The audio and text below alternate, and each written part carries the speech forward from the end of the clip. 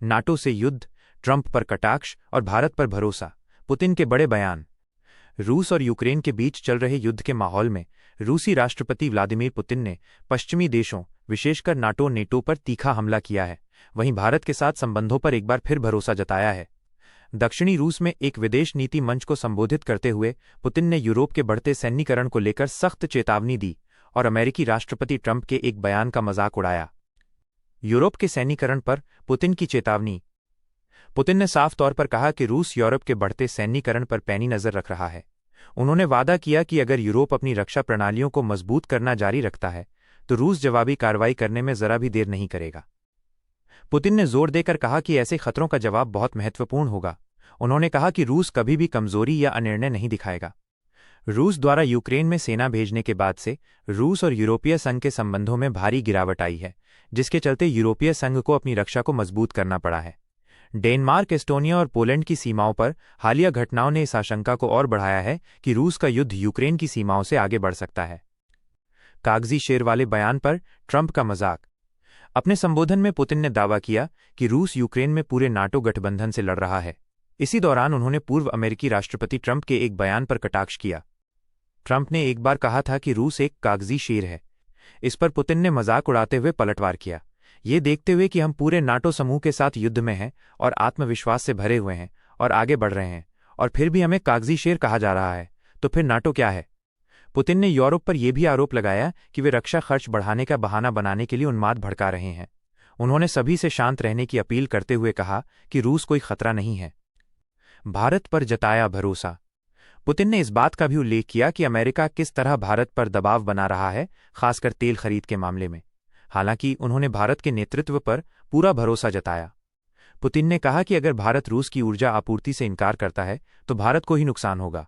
उन्होंने भरोसा जताते हुए कहा कि भारत की जनता अपने देश की सरकार के फैसलों पर नजर रखे हुए है और भारत किसी के सामने अपमान नहीं सहेगा। पुतिन ने स्पष्ट किया कि उन्हें विश्वास है कि प्रधानमंत्री नरेंद्र मोदी कोई भी अपमानजनक कदम नहीं उठाएंगे। पुतिन के इन बयानों से स्पष्ट है कि वैश्विक मंच पर रूस न सिर्फ नाटो का मजबूती से सामना करने का दावा कर रहा है, बल्कि वो भारत जैसे महत्वपूर्ण सहयोगी के साथ अपने मजबूत संबंधों को भी रेखांकित कर रहा है। पुतिन ने नाटो के साथ युद्ध का दावा किया है। आपके अनुसार इस तरह के बयान वैश्विक भू राजनीति को कैसे प्रभावित कर सकते हैं? पुतिन का पलटवार, यूरोप को सीधी चेतावनी। वर्ष 2022 की फरवरी में जब रूस ने यूक्रेन पर आक्रमण किया तो दुनिया भर में भूचाल आ गया। पश्चिमी देशों ने रूस पर कड़े प्रतिबंध लगाए और उसकी विदेशों में मौजूद अरबों डॉलर की संपत्तियों को फ्रीज कर दिया। यूरोपीय संघ ईयू ने अकेले रूसी केंद्रीय बैंक की लगभग 300 अरब डॉलर की संपत्ति को निष्क्रिय कर दिया था। इनमें से अधिकांश, लगभग 210 अरब यूरो, यूरोप में ही जमा थे, खासकर ब्रसेल्स स्थित सिक्योरिटीज डिपॉजिटरी यूरोक्लियर में। कई महीनों की चर्चा के बाद यूरोपीय नेता इस बात पर विचार कर रहे थे कि इन फ्रीज की हुई संपत्तियों का क्या किया जाए। डेनमार्क में आयोजित एक महत्वपूर्ण बैठक में वे एक योजना पर सहमत होने की दिशा में आगे बढ़ रहे थे। इन संपत्तियों से उत्पन्न ब्याज का उपयोग यूक्रेन को 140 अरब यूरो का ब्याज मुक्त मुआवजा ऋण प्रदान करने के लिए किया जाएगा। अमेरिका में डोनाल्ड ट्रंप प्रशासन द्वारा यूक्रेन को सीधी सहायता रोक देने के बाद युद्धग्रस्त यूक्रेन की मदद का पूरा बोझ यूरोप पर आ गया था। यूरोपीय सेंट्रल बैंक ने इस कदम के खिलाफ चेतावनी दी थी। उनका मानना था कि संपत्तियों को जब्त करना यूरो मुद्रा की विश्वसनीयता को नुकसान पहुंचा सकता है।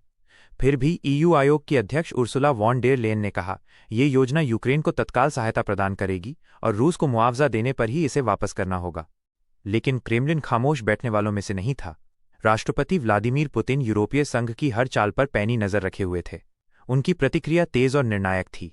मंगलवार को पुतिन ने एक आदेश पर हस्ताक्षर किए जिसने रूस में विदेशी स्वामित्व वाली कंपनियों की संपत्तियों को राष्ट्रीयकृत कर उन्हें तुरंत बेचने का रास्ता खोल दिया। इस नए आदेश के तहत सरकारी स्वामित्व वाली परिसंपत्तियों की त्वरित बिक्री के लिए एक विशेष प्रक्रिया लागू की जाएगी, जिसमें पूर्व बिक्री मूल्यांकन की समय सीमा सिर्फ 10 दिन होगी। क्रेमलिन के प्रवक्ता दिमित्री पेस्कोव ने गुरुवार को स्पष्ट रूप से कहा, अगर संपत्ति जब्त की जाती है तो इसका जवाब दिया जाएगा। उन्होंने ईयू की योजना को गैरकानूनी जब्ती और चोरी करार दिया। पुतिन ने इस आदेश पर हस्ताक्षर करने के साथ यूरोपीय देशों को खुली चेतावनी दी, अगर वे रूस के फ्रीज किए हुए फंड को जब्त करेंगे तो रूस भी अपने देश में मौजूद उनकी संपत्तियों को बेच देगा। ये कोई खाली धमकी नहीं थी।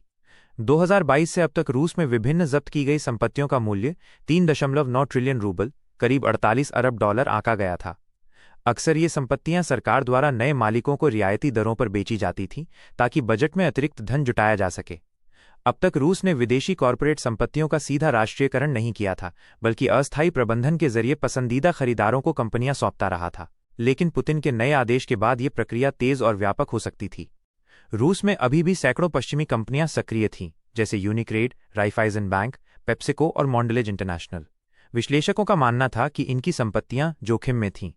हालांकि कई कंपनियां युद्ध के बाद रूस से बाहर चली गईं और रूस ने उनकी संपत्तियां पहले ही जब्त कर ली थीं।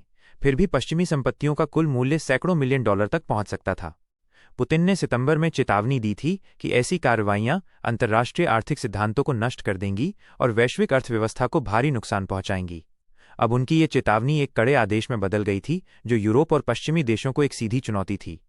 युद्ध का मैदान अब सिर्फ यूक्रेन नहीं था, बल्कि वैश्विक आर्थिक और संपत्ति का क्षेत्र भी बन गया था। दुनिया इंतजार कर रही थी कि यूरोप इस नई चुनौती का जवाब कैसे देगा। शिवाजी पार्क रैली में उद्धव ठाकरे का महाराष्ट्र सरकार पर तीखा हमला। शिवसेना यूबीटी प्रमुख उद्धव ठाकरे ने मुंबई के शिवाजी पार्क में अपनी पारंपरिक दशहरा रैली के दौरान केंद्र और महाराष्ट्र की वर्तमान सरकार पर जमकर हमला बोला। उन्होंने कई मुद्दों पर सरकार को घेरा, जिसमें किसानों की कर्जमाफी और मराठी संस्कृति की सुरक्षा मुख्य रहे। मुख्य बातें। असली शिवसेना हमारे पास। उद्धव ठाकरे ने दावा किया कि असली शिवसेना आज भी उनके पास है। बीजेपी पर अमीबा जैसा अटैक। उन्होंने भारतीय जनता पार्टी बीजेपी पर निशाना साधते हुए कहा कि भाजपा अमीबा जैसी हो गई है। शरीर में प्रवेश करने पर पेट में दर्द होता है और समाज में प्रवेश करने पर शांति भंग होती है। किसानों का मुद्दा। ठाकरे ने किसानों की कर्जमाफी के मुद्दे पर सरकार की आलोचना की। उन्होंने कहा कि सत्ता में बैठे लोग महाराष्ट्र के लोगों के साथ अन्याय कर रहे हैं और उन्होंने अपनी मुख्यमंत्री रहने के दौरान की गई कर्जमाफी का हवाला दिया। मराठी संस्कृति की सुरक्षा। उन्होंने मराठी भाषा और संस्कृति की सुरक्षा पर जोर दिया और चेतावनी दी कि मुंबई को किसी बाहरी तत्व के हवाले नहीं होने दिया जाएगा। अमित शाह और एकनाथ शिंदे पर हमला। उन्होंने केंद्रीय गृह मंत्री अमित शाह और महाराष्ट्र के उपमुख्यमंत्री एकनाथ शिंदे पर तीखा हमला बोला और कहा कि उनके कार्य महाराष्ट्र और मराठी लोगों के हित के खिलाफ हैं। सोनम वांगचुक का मुद्दा। उद्धव ने लद्दाख के सामाजिक कार्यकर्ता सोनम वांगचुक की गिरफ्तारी का मुद्दा उठाया और उन्हें देशभक्त बताया। उन्होंने सवाल किया कि सोनम वांगचुक की आलोचना पर प्रधानमंत्री को आपत्ति क्यों है। जीएसटी पर सवाल। उन्होंने बीजेपी पर निशाना साधते हुए जीएसटी के मुद्दे पर सवाल उठाया और महंगाई की तुलना एक ऐसे दृश्य से की जहां पहले कीमतें 3 गुना कर दी जाती हैं, फिर कम करके लाभ दर्शाया जाता है। कुल मिलाकर दशहरा रैली में उद्धव ठाकरे आक्रामक मुद्रा में दिखे और उन्होंने सरकार की नीतियों, विशेष रूप से किसानों और मराठी हितों से संबंधित मुद्दों पर कड़ा विरोध दर्ज कराया। शुभमन गिल का ऐतिहासिक रिकॉर्ड। 47 सालों में ऐसा करने वाले पहले भारतीय कप्तान। भारत और वेस्टइंडीज के बीच खेले जा रहे पहले टेस्ट मैच में भारतीय टीम के कप्तान शुभमन गिल ने भले ही अपनी पारी को शतक में न बदला हो, लेकिन उन्होंने एक ऐसा ऐतिहासिक रिकॉर्ड अपने नाम कर लिया है जिसे क्रिकेट जगत हमेशा याद रखेगा।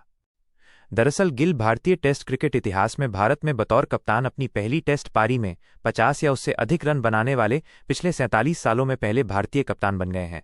रिकॉर्ड की झलक।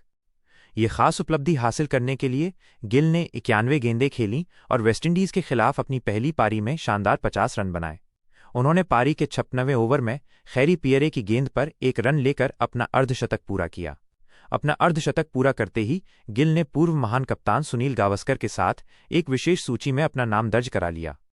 इससे पहले साल 1978 में महान बल्लेबाज सुनील गावस्कर ने बतौर कप्तान भारत में अपना पहला टेस्ट मैच खेलते हुए वेस्टइंडीज के खिलाफ मुंबई के वानखेड़े स्टेडियम में 205 रनों की विशाल पारी खेली थी। भारत में बतौर कप्तान पहली टेस्ट पारी में 50 जोड़ रन बनाने वाले भारतीय कप्तान।